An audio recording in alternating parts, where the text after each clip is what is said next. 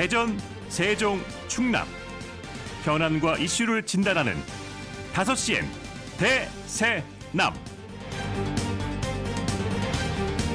안녕하십니까. 5시엔 대세남 김영철입니다. 충남 부여의 시골 마을에 단독주택단지 20채가 조성됩니다. 농촌지역 청년과 서민의 주거를 안정시키고 주택 마련 기회를 제공하겠다며 충청남도와 부여가 손을 맞잡은 건데요. 하지만 정작 마을 원주민들의 심기는 황당하고 불편해 보입니다. 폐교를 비롯해 마을 주민들이 이용 중인 게이트볼장과 노인회관을 허물었기 때문인데요. 물론 다른 위치에 새로 짓기는 했습니다. 아무 문제 없이 이용하던 멀쩡한 건물을 철거하고 새로 지은 비용은 25억 원. 주민들은 이해할 수가 없습니다. 원래대로라면 단독주택 15채 정도만 건립해야 하고 주민시설에도 지장을 주지 않았어야 합니다. 그런데 무슨 이유에서인지 신축하는 단독주택 수가 늘어났고 잘 이용하던 게이트볼장과 노인회관이 사라진 겁니다. 더군다나 지난해 부여군 의회에서 노인회관과 게이트볼장을 헐지 않을 방법을 찾아달라는 요청이 있었고 같은 이치로 폐교도 용도를 변경해 활용하는 것이 효율적이라고 여기고 있던 참이었습니다. 부여군에서는 충청남도가 탄소 중립 경제 특별도를 선포했다. 탄소 제로 때문에 목조로 된 주택으로 계획을 변경하다 보니 그 과정에서 주택이 늘었다며 충청남도의 탄소 중립 선언 탓을 하고 있습니다. 충청남도는 부여군에 강요한 적이 없다. 게이트볼장과 노인회관 철거를 반대했다면 하지 않았을 것이라며 부여군의 책임을 떠넘기고 있습니다. 정말 탄소 중립 선언이 문제였던 걸까요? 그렇다면 새로 지은 노인회관은 왜 탄소 중립과 거리가 먼 철골과 콘크리트 구조물로 지었을까요? 왜 새로 지은 게이트볼장 바닥에 인조 잔디를 깔았을까요? 앞뒤가 맞지 않는 이유들이 원주민들을 더 혼란에 빠뜨렸다는 걸 알고는 있는지 궁금합니다. 문득 지난해 충청남도의 단독주택 기공식 행사가 떠오릅니다. 축구 경기장 절반 크기의 콘크리트를 깔고 수천 평 공간에 파쇄석을 실어다 다지면서 1시간짜리 일회성 행사에 수억 원을 들였습니다. 올지 안 올지도 모를 대통령 의전에 대비하겠다는 취지였죠. 하지만 대통령은 참석하지 않았고 수억 원을 들인 행사장은 철거됐습니다. 식물에 가지를 쳐내면 새살이 돋고 싱싱한 가지를 뻗어 꽃도 피워냅니다. 하지만 오래된 건물에 채워졌을 시간과 노력은 새로 짓는다고 다시 채울 수도 없거니와 쳐낼수록 비용만 늘어날 뿐입니다. 세수가 구멍났다, 지방교부세가 줄었다, 지자체마다 앓는 소리가 새 나오고 시민, 군민, 도민들은 있는 힘을 다해 허리띠를 졸라매는 시국입니다. 새로운 것을 드리기 위해 오래된 것을 허무는 일, 부디 신중할 수 있길 바라면서 11월 29일 금요일 5시엔 대세남 시작합니다.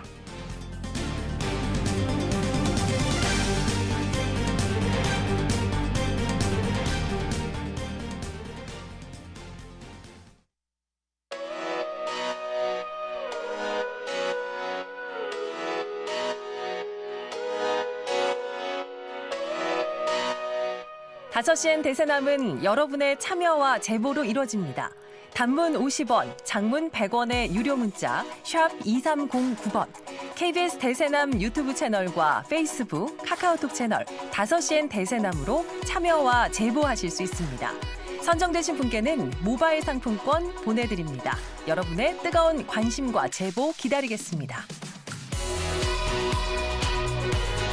금요일 오늘은 키워드로 보는 뉴스 브리핑부터 만나봅니다. 아힘TV 정진호 PD 나와 있습니다. 정 PD 어서 오십시오. 네, 안녕하십니까. 정진호입니다. 네, 오늘의 첫 번째 키워드 어떤 겁니까? 네, 첫 번째 키워드는 공정과 상식입니다. 네, 무엇에 관한 내용입니까? 네, 전국의 대학 교수들이 현재 그 윤석열 대통령의 국정 운영에 대해 비판하는 시국선언을 연일 발표하고 있죠. 예. 우리 지역에서도 뭐 충남대학교 그리고 공주대학교 교수들이 시국선언을 발표했던 바가 있었는데요.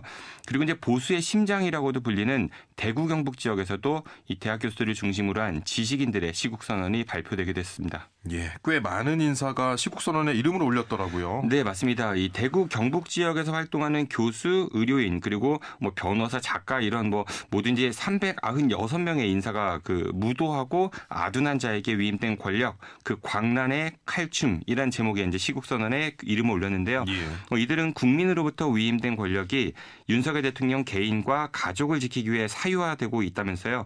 대한민국을 위해서 윤 대통령이 할 수 있는 유일한 일은 대통령 자리에서 내려오는 것이다 이렇게 주장하고 있습니다. 예, 그리고 500명이 넘는 서울대 소속 교수들과 연구자들도 시국선언을 했는데요. 대학 교수들을 중심으로 시작된 시국선언 점점 범위가 넓어지고 있는 것 같습니다. 네, 맞습니다. 이게 좀 대학가를 넘어서 지역사회로도 확산하고 있는 모양새인데요. 예. 대전에서도 시민사회 그리고 원로, 종교계, 학계 인사 262명이 이제 공동으로 시국선언을 발표하게 됐습니다. 예. 이 262명이라는 그 인원은요. 지역에서 최대 규모의 그 시국선언이라고 하거든요. 이들은 2년 남짓한 기간에 윤석열 정권이 모든 분야에 걸쳐서 대한민국을 망가뜨렸다면서요. 서민들의 삶이 뿌리조차 말라버리기 전에 멈춰야 한다 이렇게 주장했습니다. 그러면서 이들은 앞으로 매주 한 차례 도심에서 대통령 퇴진운동에 나서겠다고도 밝혔습니다. 예, 세종시에서도 시국선언이 발표됐더라고요. 네, 그 세종시에서도 처음으로 이제 시국선언이 발표됐는데요. 예. 세종 참여자치 시민연대가 발표했습니다. 세종 참여자치 시민연대는 현 정권이 국민들의 삶에서 가장 중요한 희망을 앗아갔다면서요. 시민들의 분노와 수치심이 임계점에 다다랐다 이렇게 주장했습니다. 예. 그리고 오늘요, 그 지역의 사립대 교수들도 시국선언에 동참했습니다. 예.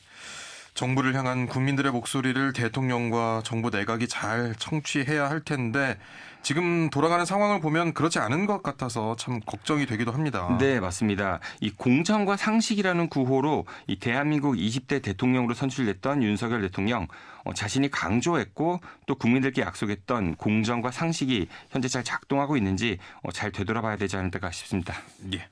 이어서 두 번째 키워드 알아보죠. 네, 두 번째 키워드는 대전교도소의 안이한 대처입니다. 예, 또 무슨 일이 있었습니까? 네, 대전교도소 소속 교도관들이 그 수감된 재소자를 폭행한 다음에 이거를 은폐하려고 했다는 의혹 지난 방송에서 전해드렸었는데요. 그렇습니다. 대전교도소에 수감 중이었던 50대 재소자가 교도관 5명에게 폭행을 당해서 이 충북대학교병원 중환자실에 13일 동안이나 그 입원해 치료를 받고 퇴원했는데 예. 교도소 측이 이거를 은폐하려고 했던 정황이 발견돼서 이 박성재 법무부 장관이 국정감사에서 공식 사과하게 됐습니다. 예, 이 사건이 알려진 이후에 또 다른 폭행 사례가 있었다는 보도도 있지 않았습니까? 네, 맞습니다. 그 대전교도소에 수감된 한 재소자의 배우자가 이제 관련 제보했었는데요. 예. 수감된 자신의 배우자가 약을 먹지 않는다는 이유로 교도관들이 수갑과 쇠사슬을 채운 뒤에 얼굴과 어깨, 배를 기절할 때까지 때렸다 이렇게 주장하면서요. 국가인권위원회에 진정을 접수하게 됐다 이런 보도가 있었습니다. 예. 그래서 대전교도소 안에서 이게 교도관 폭행에 대한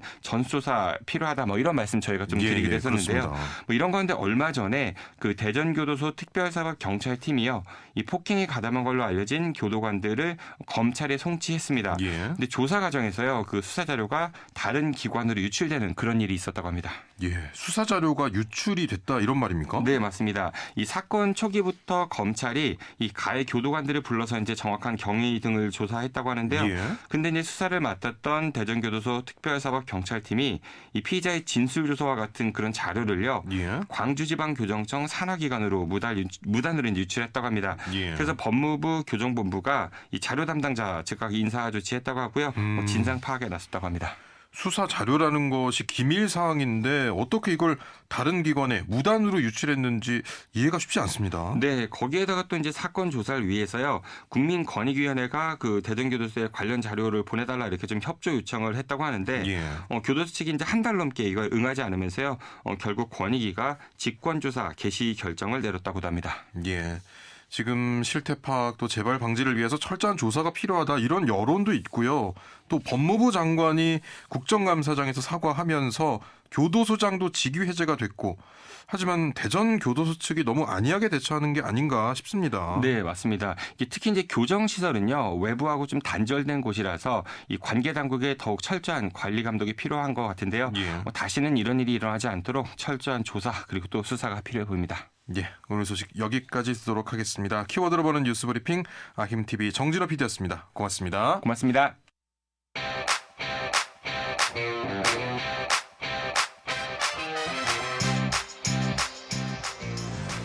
이주의 환경 이슈를 짚어보고 함께 실천할 수 있는 환경 캠페인을 소개하는 대세남 환경 캠페인 지구를 지키는 사람들 시간입니다.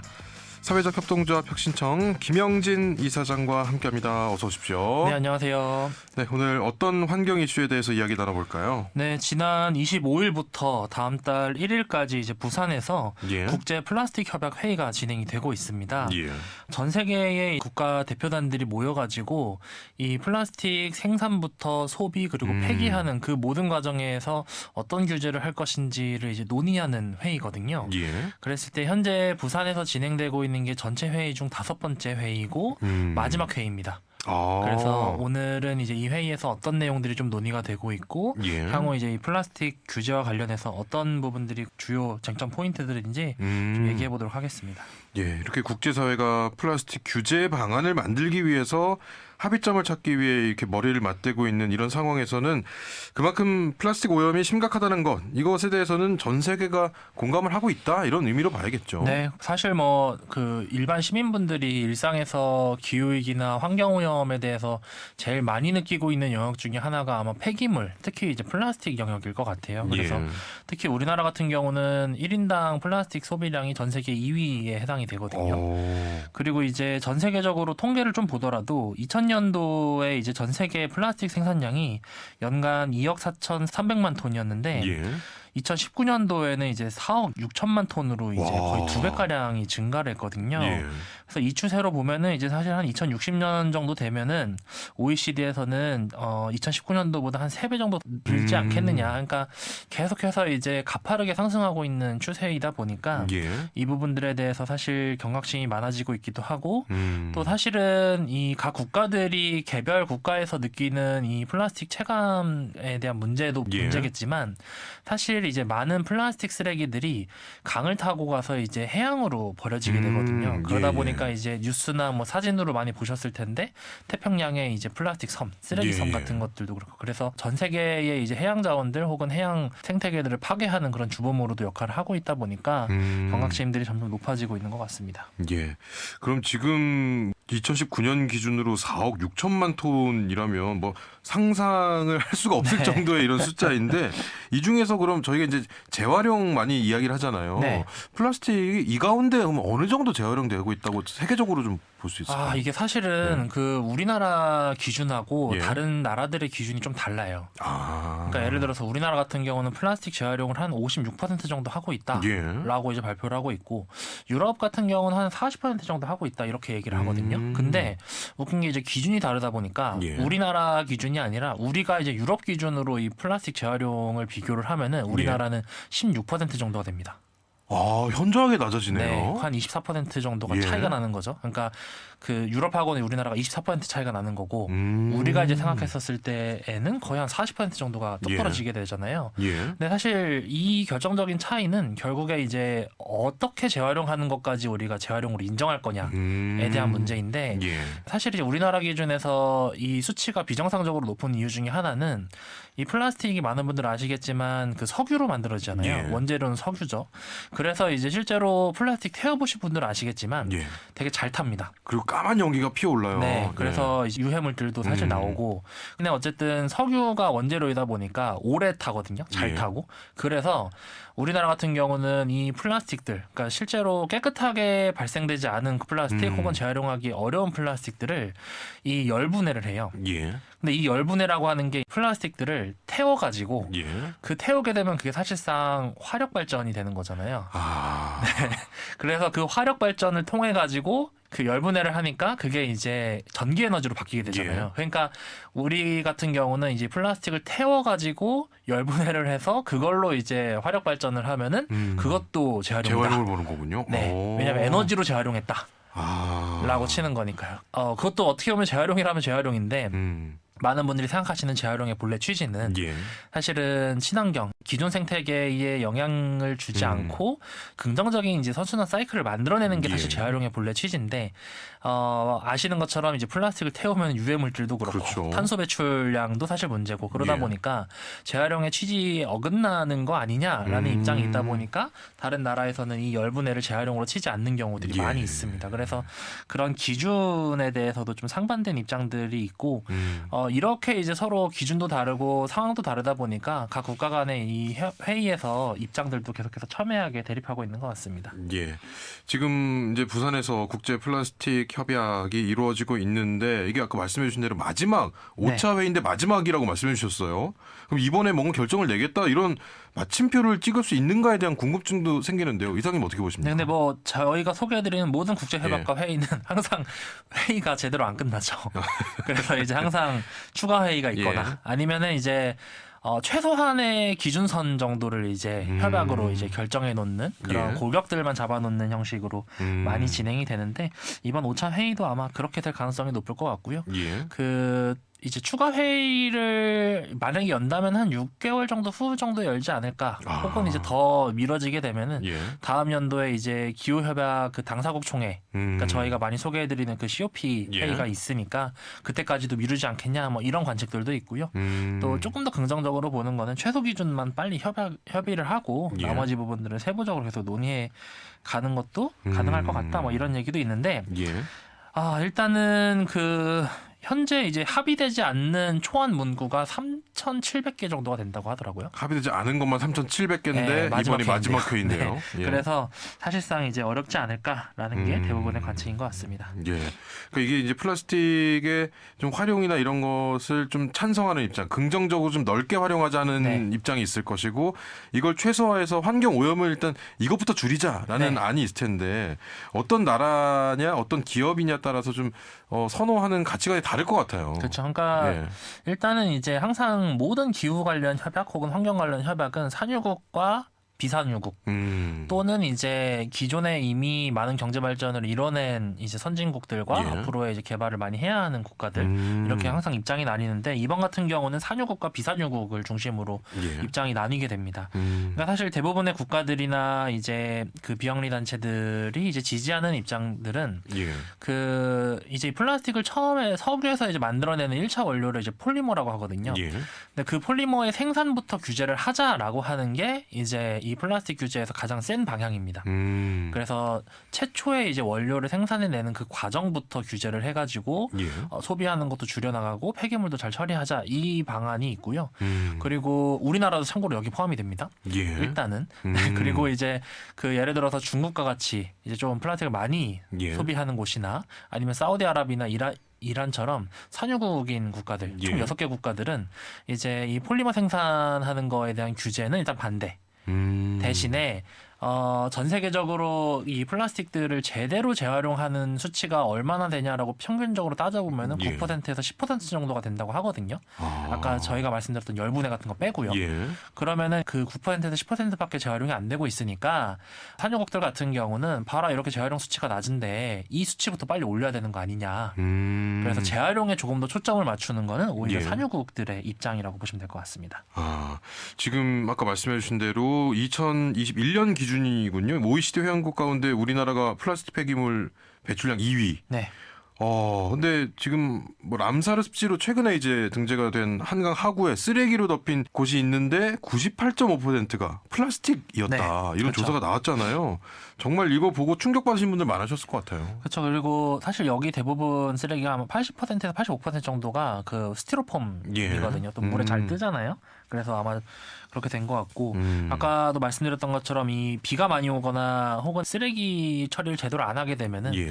이게 이제 그 강이나 하천으로 이제 떠밀려 오면서 예, 예. 그것을 사실 이제 정화하거나 플라스틱을 별도로 빼내는 것 자체가 사실상 불가능에 가깝기 때문에 하구에 이렇게 쓰레기가 몰리는 거고 예. 그리고 사실은 이제 하구에 이만큼 몰렸다는 거는 바다로 이미 더 많이 빠져나갔다고 보시면 되죠. 그래서 우리나라뿐만 아니라 전 세계적으로 다 비슷비슷한 상황인 것 같고 예. 문제는 이제 예를 들어서 한강 하구에 이렇게 쓰레기 플라스틱이 많이 뭉쳐 있다 모여 있다라고 하면은 그거는 우리나라가 이제 이걸 치워야 되겠구나 처리를 해야겠죠. 라고 생각을 예. 하는데 바다로 떠내려간 플라스틱은 어느 누구도 책임지지 않죠. 아하. 그래서 사실은 이게 그 굉장히 애매한 이슈인 것 같아요. 예. 그러니까 누구나 다 문제라고 생각하고 많은 시민들도 이거를 해결해야 된다라고 생각은 하지만 실제로 이제 내가 버리고 나서 그 이후에 이제 플라스틱이 어떻게 재활용되고 있는지에 대한 관심은 예. 사실 많이 떨어지는 것도 사실이고 또 우리나라에서 분명 발생시킨 폐기물 플라스틱이지만 예. 이 우리나라를 떠나는 그 순간부터는 또 우리 게 아니니까 예. 더 관심이 안 가지게 되는 그런 좀 아이러니한 상황이 사실 플라스틱 폐기물에 대한 문제인 것 같습니다. 예. 그러니까 이제 이게 바다를 향해 흘러가게 되면 어딘가에서 또 고이게 되는데 네.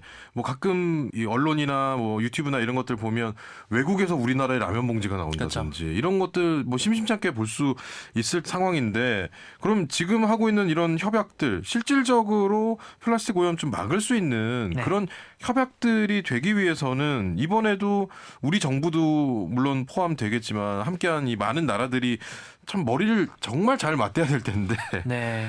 어떻게 보십니까? 우리 정부가 좀 적극적으로 더 개입해야 된다고 보십니까? 그 당연히 이제 개입은 하면 좋은데 근데 사실 우리나라가 이 석유화학 산업이 굉장히 이제 발달되어 있는 국가 예. 중에 하나예요. 우리나라는 특이하게 이제 산유국은 아닌데 예. 원유를 수입해 와가지고 그걸 또 잘 가공해가지고 그렇죠. 이제 판매하고 또 수출하고 예. 이런 거 되게 잘하잖아요.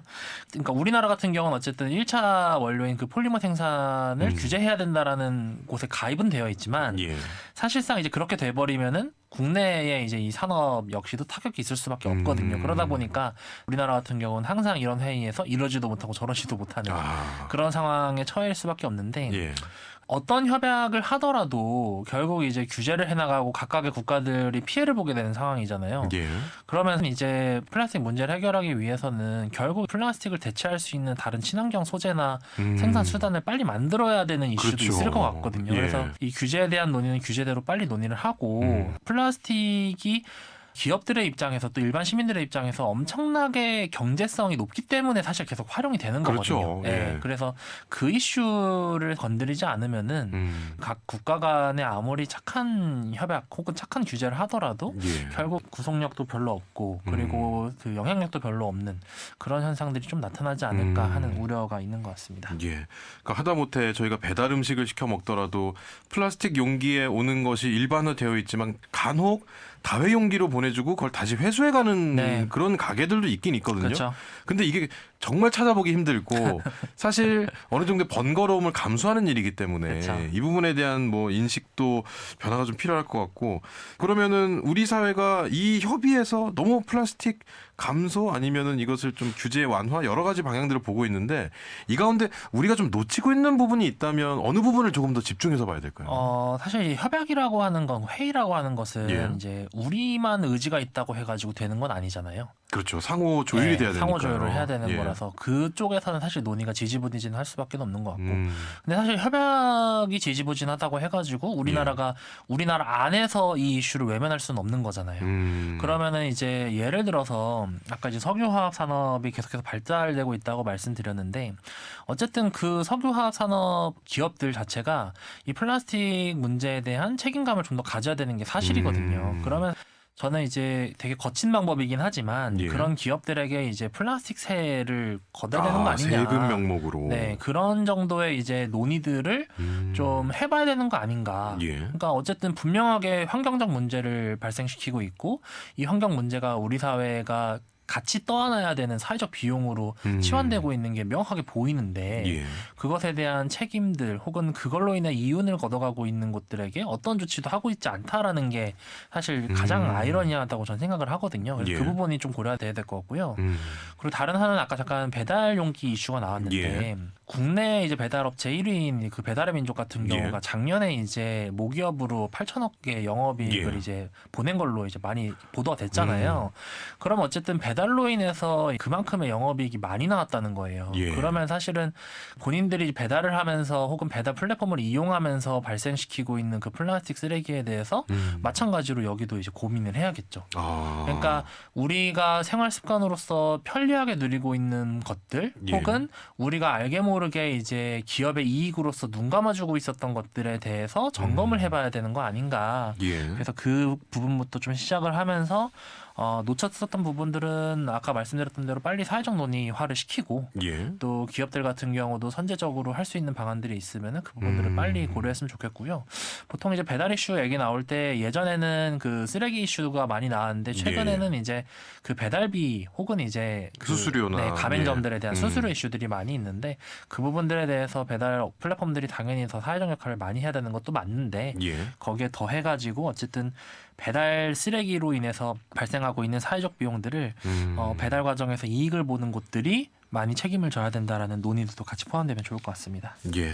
자, 아까 말씀해 주신 대로 이번 협약이 마지막이라고 하셨지만 조심스럽게 6개월 뒤, 1년 뒤에도 다시 한번 있지 않을까 이런 말씀해 주셨는데 그러면은 이번에 만약에 뭔가 마무리되지 못한다면 이 협약에 대한 내용들이 사회적으로 꼭 지켜져야 된다든지 이런 당위성이 안 생기는 겁니까? 어떻게 됩니까?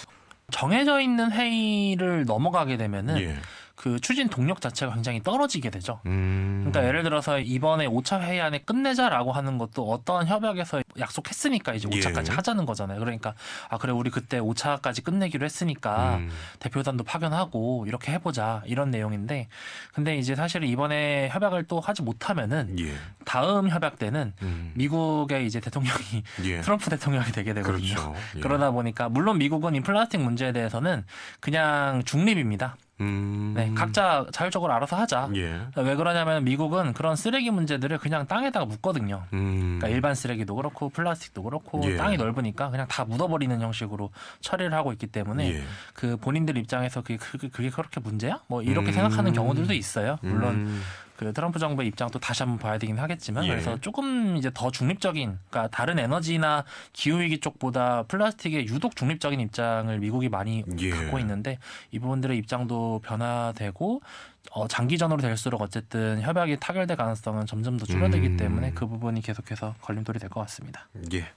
자, 이번 주 환경 캠페인 하나 소개해 주시면서 마무리하도록 하죠. 네, 아까 이제 부산에서 플라스틱 협약 회의가 진행이 되고 있다고 말씀드렸는데요. 그래서 그런지 이제 부산 인근에서 이제 이 행사 기간 동안 뭐 페트병 생수를 제공하지 않는다든지 아니면 이제 텀블러 세척기를 이제 회의장 곳곳에 설치한다든지 그런 캠페인들을 이제 계속해서 하고 있습니다. 그런데 우리가 뭐 우리 지역에서 부산까지 가가지고 그 캠페인 참여할 수는 없고 그런 캠페인이 진행되고 있으니까 적어도 이 협약 기간 동안에 많은 분들이 저마다의 방식으로 플라스틱 사용량을 좀 줄여보시면 어떨까 하는 그런 캠페인을 제안드려봅니다. 마음은 부산에 있는 이 회의장에 가 있는 마음으로 함께 실천해 주시면 어떨까 하는 말씀이셨습니다. 자, 오늘 대세남 환경 캠페인 지구를 지키는 사람들 지난 25일부터 부산에서 열리고 있는 UN 플라스틱 협약 제5차 정부 간 협상위원회 회의와 관련된 내용 살펴봤습니다. 사회적 협동조합 혁신청 김영진 이사장과 함께했습니다. 고맙습니다. 감사합니다.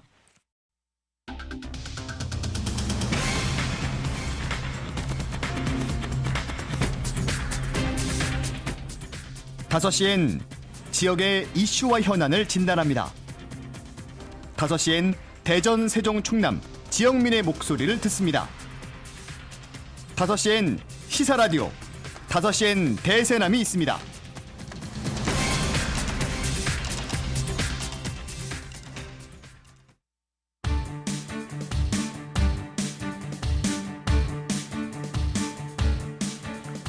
지역의 이슈와 사회 현상을 시민의 눈으로 보는 시민늦보 시간, 김선재 시민활동가와 함께합니다. 어서 오십시오. 네, 안녕하세요. 네, 오늘은 어떤 현장 다녀오셨습니까? 지금 우리나라 경제가 참 어렵습니다. 국제통화기금 IMF는 지난 20일 올해 우리나라의 경제 성장률 전망치를 2.5%에서 2.2%로 내년 전망치는 2.2%에서 2%로 하향했습니다.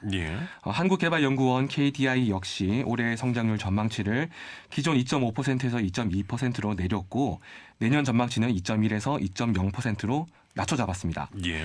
수출과 내수 모두 빨간불이 켜졌는데요. 우리나라 경제의 한 축인 건설 역시 어렵기는 마찬가지입니다. 예. 올해 부도난 건설업체가 22곳에 달하는데 2020년 이후 최다 수준이고요.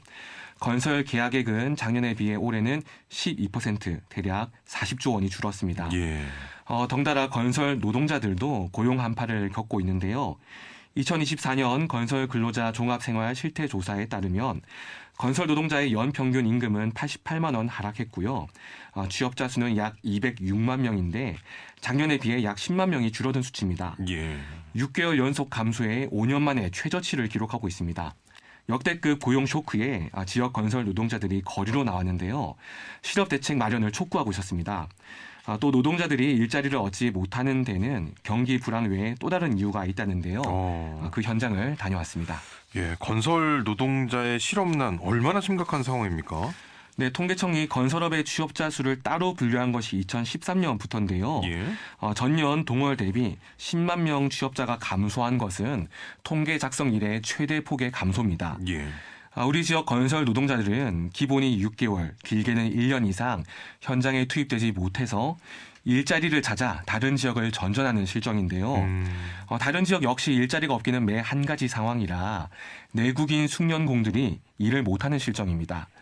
건설노조 대전세종건설지부 강민영 사무국장의 이야기를 들어봤습니다. 보통 건설 현장들이 다 인맥으로 이렇게 들어가는 현장이다 보니까 평소에 같이 이제 일하시던 분들 보면은 거의 기본이 6개월, 길게는 1년 이상을 현장에 들어가지 못하셔가지고 다른 지역으로 가서 일을 하신다거나 근데 다른 지역을 가봐도 현장이 없어가지고 굉장히 어려움을 겪고 있으시더라고요. 그리고 멀리 가신 분들도 그쪽도 다 외국인 노동자들이 점유하고 있어가지고 진짜 갈 자리가 없더라 이런 얘기도 되게 많이 하시고요. 경기가 바닥을 치고 있는 거고 그게 건설 현장의 문제로 발생을 한 거죠. 그래서 미분양 사태도 소출하고 있고 그것에 따른 건설 물량들 원래 발주를 계획하고 있었던 물량들도 다 미뤄지면서 지금 공사가 다 중지된 상태예요. 현장이 현저하게 줄었고 그 착공하려고 하던데 발주하려고 하던데도 다 미뤄놓은 상태에서 이제 조금씩 한두 개씩 이제 큰 현장들이 발생하고 있어서 작년 여름 하반기부터는 지금까지는 거의 노동자들이 대부분 실업 상태에 있다라고 보면 될 것 같아요. 그리고 간혹 가다라도 현장이 발생을 하더라도 그 현장에 지역 노동자들이 고용되는 것 자체가 되게 어려운 상황. 불법 고용을 통해서 불법 하도급을 통해서 어떻게든 단가를 낮게 그리고 장시간 말 잘 듣는 노동자들을 고용해서 지금 일하려고 하고 있기 때문에 그런 고용에서부터 다 배제가 되고 있어요. 그래서 지금 발생되는 현장들 새로 생기는 현장들도 지역 노동자들이 진입하는데 너무 어려움을 겪고 있죠. 네, 특히 현장에서 양성된 청년 건설 노동자들이 있는데요. 숙련된 노동자들도 일자리를 얻지 못하는 판에 청년 노동자들은 아예 기회조차 얻기가 힘드니까요. 예. 건설 기능을 배워 현장에 들어갔던 청년들도 건설 현장에서 이제 등을 돌려 다른 먹고 살 길을 찾아 떠나는 실정입니다. 계속해서 강민영 국장의 말을 들어봤습니다. 단연간의 그 축적된 기술이 있어야 돼요. 청년 노동자들은 진입한 지 얼마 안 돼서 이런 기회가 오래되지 않았기 때문에 혼자서는 어디 그 일자리를 구할 수가 없어요. 그러다 보니까 기능공도 자리가 없는 상황에서 지금 일을 배우고 새로 투입되거나 막 이런 청년 노동자들 같은 경우는 다 여기서 이제 먹고 살 수 없어서 떠나는 그런 경우가 너무 많아요. 지금 건설 현장 같은 경우는 정말 진입 경로가 되게 제한돼 있어요. 아는 사람들만 아름아름해서 들어가는 인맥 구조로 돼 있다 보니까 이제 건설 노조에서 계속 요구해서 하던 건설 공공 일자리 취업센터라든지 그런 것들도 지금 예산이 깎이면서 다 문을 닫았거든요. 그런 데를 통해서 아니면 노조를 통해서 들어가는 현장 같은 경우는 건설 노동자들도 단체협약 적용을 받으면서 임금도 적정한 임금을 받고 받고 유급 수당도 받고 그 권리에 대해서 좀 얘기하면서 그 노동 강도를 조정하고 거기에 맞게 일을 할 수가 있는데 그러지 않은 데는 청년 노동자들이 들어가더라도 그 외국인 노동자들의 저임금과 고강도 노동을 그 청년 노동자들이나 내국인들한테 강요를 하면 당연히 일자리가 없죠. 네, 어렵고 힘든 건설 현장을 내국인들이 기피한다. 이런 인식이 있는데 실상은 어떻습니까? 네, 오히려 반대라고 할 수 있습니다. 전문적인 기능을 연마해서 건설업에 종사하고 싶은 내국인들이 있는데 현장의 환경이 이들을 떠나가게 하고 있는 겁니다. 예. 현장에서는 믿기 힘든 관행이 버젓이 일어나고 있는데요. 예. 소위 스매끼리라고 부르는 임금 유보가 있습니다. 보통 한 달 일을 하면 월급은 그 달의 월 말이나 다음 달 초에 받는 게 상식인데요. 예. 임금 유보는 그러니까 한두 달을 건너뛰어서 그 다음 임금을 받는 겁니다. 현장의 일이 워낙 고되고 힘들다 보니 중간에 그만두는 사람이 생길 수 있다는 좀 약간 납득하기 힘든 이유 때문입니다. 그렇습니다. 용역회사나 아름아름 일자리를 구해서 현장에 투입되면 각종 소개비와 수수료 명목으로 임금의 10%를 떼가기도 합니다. 예. 그뿐 아니라 통근 차량비나 심지어 장갑 비용까지 노동자에게 전가해서 노동자들의 임금 착취가 존재하기도 하고요. 예. 2024년 6월 말 산업재해 현황을 보면 지난 1월부터 6월까지 현장에서 총 399분이 돌아가셨는데요. 그중에 41.6%가 건설업에서 나왔습니다. 예. 건설 현장에서는 불법, 위법, 편법, 탈법이 난무한다고 합니다. 내국인이 일부러 기피하는 것이 아니라 이쯤 되면 일부러 내국인을 현장에서 쫓아낸다는 생각이 들 정도인데요. 예. 상황이 이렇다 보니 이제 숙련된 건설 기능인의 맥이 끊어지고 있다는 경고가 나오는 것도 오래된 일입니다. 거리에서 나온 노동자들의 외침을 들어봤습니다. 현재 건설 현장은 그야말로 불법 천지 아비규환입니다. 건설사들은 관행이라는 이름으로 불법 다단계 하도급을 하고 있으면서도 그럴싸하게 꾸며놓아 계도와 단속을 피하고 있고 임금체불과 중대재해가 발생해도 재해를 당한 노동자들은 전혀 고려하지 않고 처리하고 있습니다. 또한 건설사들이 저단가 입찰을 명분 삼아 부실공사로 이어지는 불법 하도급을 일삼고 미등록 이주 노동자들을 불법 고용해 저임금으로 착취하고 있기 때문에 지역 건설 노동자들은 계속 일자리를 잃고 있습니다. 대전 시민 여러분, 윤석열 정부가 건설 현장 불법 행위를 근절하겠다며 대대적인 노동조합 탄압을 자행한 결과 오히려 불법 하도급과 미등록 외국인이 불법 고용이 늘어나고 있습니다. 그래서 이런 불법 행위를 근절하고자 이곳에 모였습니다.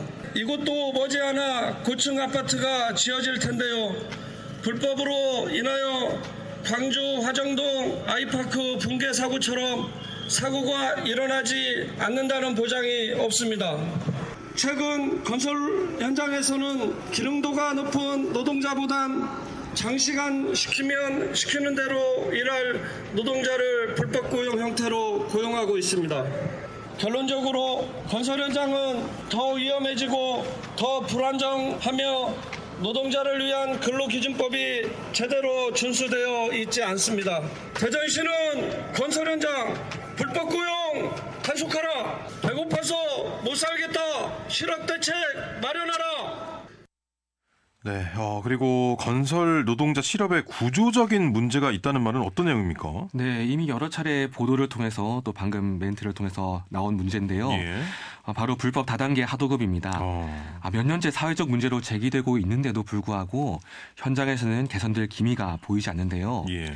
2023년 철근 누락으로 붕괴된 GS 검단 아파트, 일명 순살 아파트였죠. 예.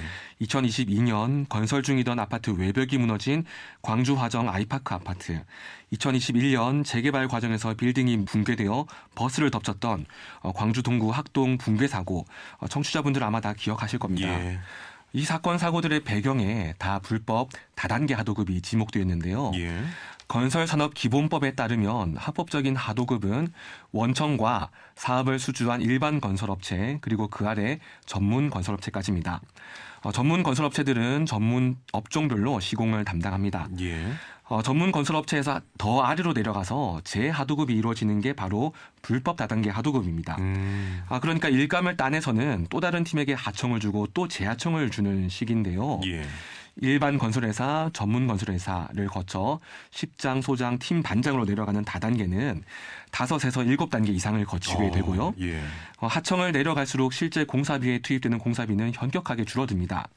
광주 붕괴 사고 때 경우 원래 공사비가 3.3제곱미터당 28만 원이었는데요. 예. 세 차례 다단계를 거치는 동안 3.3제곱미터당 공사비는 4만 원까지 떨어졌습니다.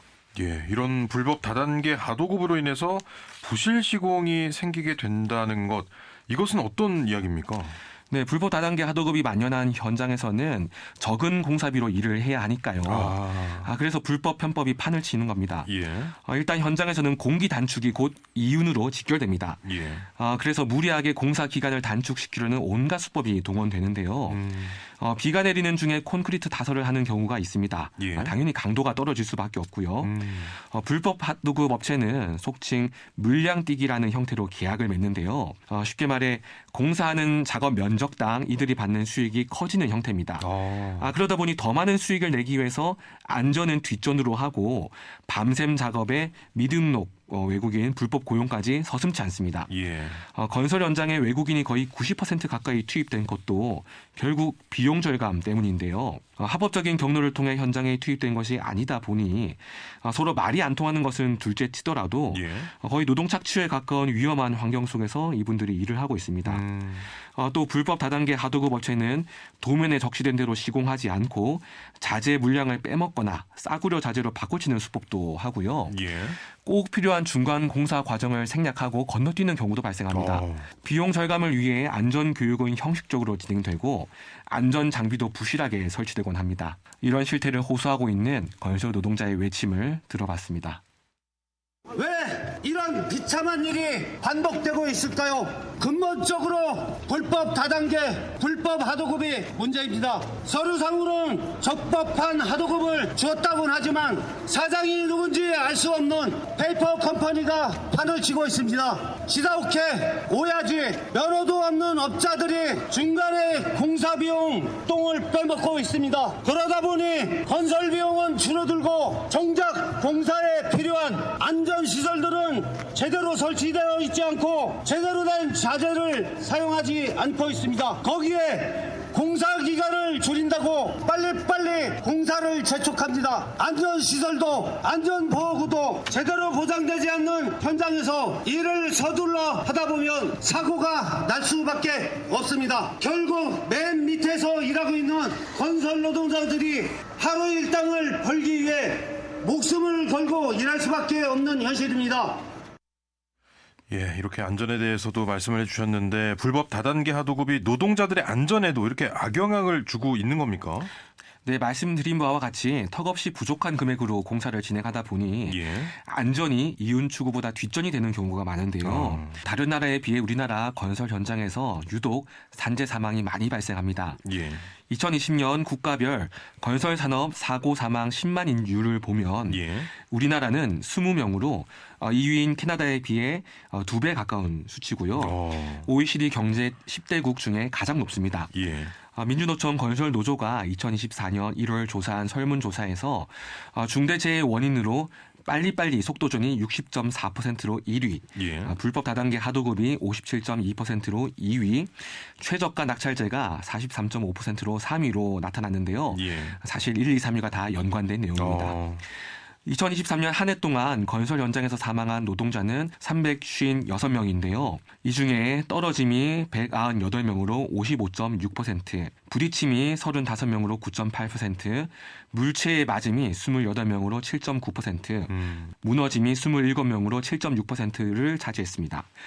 사망자 대부분 조금만 더 신경 썼더라면 목숨을 잃지 않아도 되었을 후진적 재해였습니다.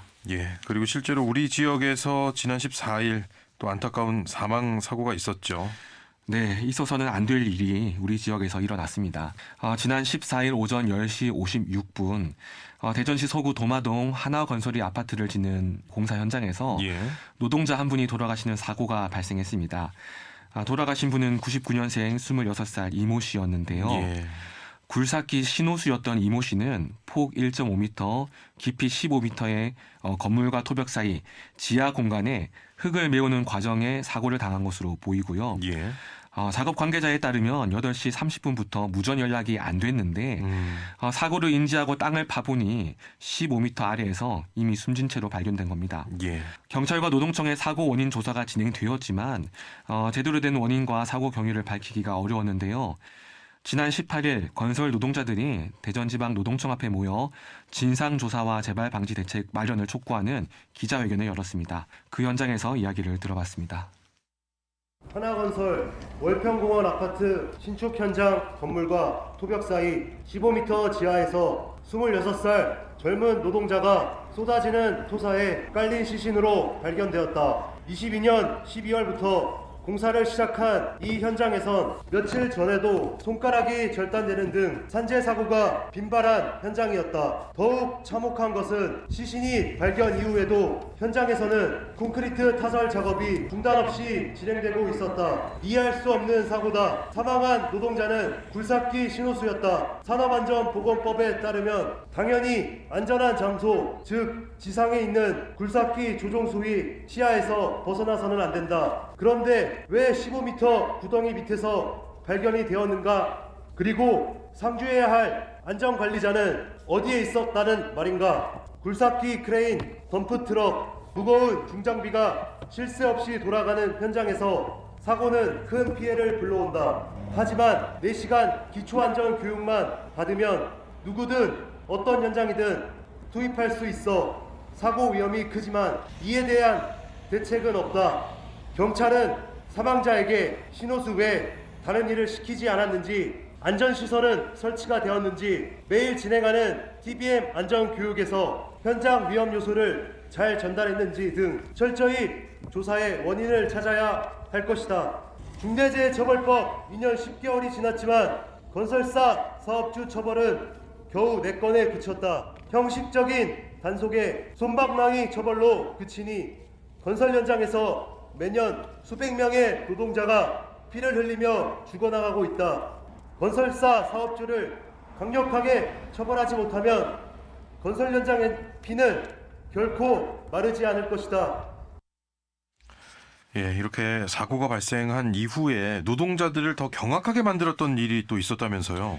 네, 사고가 발생한 직후 노동청 산재과에서는 전면 작업 중지가 아니라 부분 작업 중지권을 발동해서 사망 사고가 발생한 작업 구간에만 작업 중지를 명령했는데요. 예. 아직 매몰자의 생사가 파악되지도 않은 상황에서 추가로 토사가 붕괴될 위험도 있었고요. 한쪽에서는 사망자가 발생했음에도 불구하고 다른 쪽에서는 철근 타설공들이 그대로 일을 하고 있었습니다. 예. 또 들으셨다시피 이 공사 현장에서는 며칠 전 손가락 절단 사고가 발생했었고요. 예. 공사장 소음으로 민원이 많았음에도 불구하고 행정당국의 소극적 대응으로 지도 점검이 부실했다고 합니다. 조사 과정에서도 사측이 일방적으로 주장하는 내용만 알려졌는데요. 예. 피해자가 출입 금지 표식이 있었던 협착구역에 들어갔다라는 사측의 주장은 마치 사고 책임이 피해자에게 있는 듯한 인상을 주었다고 합니다. 예. 조사 과정에서 사측의 말만 듣지 말고 현장 노동자들의 이야기도 귀담아 들어달라는 게 노동자들의 요구입니다. 건설도조 대정세종 건설지부 강민용 사무국장에게서 자세한 이야기 들어봤습니다. 사고와 관련돼서도 저희가 계속 제일 답답한 거는 현장에 사고가 발생했을 때 저희도 아름아름해서 그 목격자를 찾을 수밖에 없어요. 그리고 그 노동청이나 경찰청에 어떻게 조사가 되고 있는지 계속 문의만 할 수밖에 없어요. 근데 조사하는 단계에서도 보면 업체들이나 안전관리자들만 만나서 조사를 하고 그 조사 내용이 정확하게 전달되지도 않고 있어서 저희가 계속 요구하는 거는 거기에 있는 현장 노동자들이 조사에 함께 참여를 해야 된다. 그래야 정확한 사인을 밝힐 수 있고 억울하게 돌아가신 노동자가 뭐 안전 준수를 하지 않아서 이런 식으로 조사가 마무리되지 않았으면 좋겠어요. 사고 대책을 논의할 때는 꼭 현장 노동자들이 함께 참여해서 조사를 할 수 있도록 제도가 마련돼야 될 것 같습니다. 네, 그리고 지자체가 할 수 있는 역할은 또 어떤 게 있을까요? 네, 현장을 투명하게 만들기 위해서는 지자체의 역할이 매우 큰데요. 예. 대전시 주택정책과는 민간건축공사 하도급을 점검하고요. 건설도로과는 불법 하도급 신고센터를 운영하고 있습니다. 예. 게다가 우리 지역에는 대전광역시 지역건설산업 활성화 촉진 조례가 있는데요. 이 조례에는 시장의 책무가 규정돼 있습니다. 예. 시장은 지역 건설업체의 지속적인 정비로 지역 건설 산업의 경쟁력 강화를 도모해야 하고요. 예. 하도급의 적정 여부를 판단하기 위해 산업 실태 분석 추진 계획을 매년 수립하고 실태 조사를 연 2회 실시할 의무가 있습니다. 예. 실태 조사에는 하도급의 적정 여부에 관한 사항, 지역 인력 참여에 관한 사항, 자재 및 장비 사용에 관한 사항 등이 포함되어 있습니다. 예. 그리고 또 대전시가 책임을 다하지 않고 있다 이런 주장도 있던데요. 네, 맞습니다. 조례에 의해 시장의 책무와 실태 조사가 정해져 있음에도 불구하고요. 대전시에는 2020년부터 2024년까지 5년 동안 한 번도 제대로 된 실태 조사를 하지 않은 것으로 드러났습니다. 예. 정보 공개 청구를 통해 자료를 요청했는데요. 대전시는 자료 부존재로 답을 한 겁니다. 예. 제대로 된 실태 조사나 통계 자체가 없는 상황이기 때문에 대전시의 행정과 정책도 공백인 상황인 거고요. 이런 실태에 노동자들은 대전시가 관리 감독에 소홀한 것을 넘어 아예 손을 놓은 상황이 아니냐며 예. 공무원들의 직무유기를 탓하며 분통을 터뜨리기도 했습니다. 대전시를 향한 건설 노동자들의 호소를 들어봤습니다. 건설산업기본법에 근거한 지역산업, 건설산업 활성화 지원 조례가 있습니다. 이 조례에 근거하면 대전시는 첫 번째 하도급 참여에 관한 사항, 두 번째 자재 및 장비 사용에 관한 사항, 세 번째 지역 인력 참여에 관한 사항, 네 번째 지역업체가 확보 건설한 신기술 특허에 관한 사항, 다섯 번째 하도급의 적정성 여부, 이 5가지 사안에 대해서 매년 2번에 걸쳐서 실태조사를 하게끔 되어 있습니다. 제가 직접 정보 공개를 청구했습니다. 대전시 답변은 하도급 관련한 사항 이외에 어느 것도 실태 조사를 하지 않았다는 자료 부존재라고 저에게 알려왔습니다. 건설산업기본법과 조례에 명백히 하게 되어 있음에도 불구하고 왜 대전시는 하지 않았습니까? 건설도로과는 주무 담당관이 있음에도 불구하고 하지 않았다고 했습니다. 2020년 이전의 자료도 없었습니다. 그러니 당연히 우리 건설 노동자들이 지역의 수많은 건설 현장에서 지역 노동자를 우선적으로 고용하라고 요구해도 대전시가 아무런 실태 자료가 없기 때문에 이것을 방기하고 있는 것입니다. 또 하나는 이 실태 조사에 근거해서 대전시장은 지역 건설산업 활성화 방안을 마련하게 되어 있음에도 불구하고 당연히 실태 조사한 자료가 없기 때문에 못한 것입니다. 네, 이 건설 노동자의 호소를 들어봤는데 현장의 건설 노동자들께서 바라는 점이 있다면 어떤 걸까요? 네, 현장의 노동자들은 제발 건설 현장에서 불법과 탈법, 편법을 몰아내달라고 이야기했습니다. 예. 불법이 판을 치기 때문에 이제는 노동자들의 생존권마저 위협받는 실정이라고 하는데요. 지역의 노동자가 지역에서 안정된 일자리를 가지고 땀 흘려 일을 해야 지역이 살기 좋아지고 발전하는 게 아니겠습니까? 예. 땀 흘려 성실하게 일하는 분들이 안전하고 행복하게 일할 수 있게 되길 진심으로 바랍니다. 예. 오늘 시민노보 건설 현장의 안전 문제 또 실업난을 호소하는 건설 노동자들의 목소리 들어봤습니다. 시민활동가 김선재 씨와 함께했습니다. 고맙습니다. 감사합니다. 11월 29일 금요일 5시엔 대세남 여기까지입니다. 이번 한 주도 5시엔 대세남과 함께해 주셔서 고맙습니다. 저는 다음 주 월요일에 다시 찾아뵙겠습니다. 지금까지 김영철이었습니다.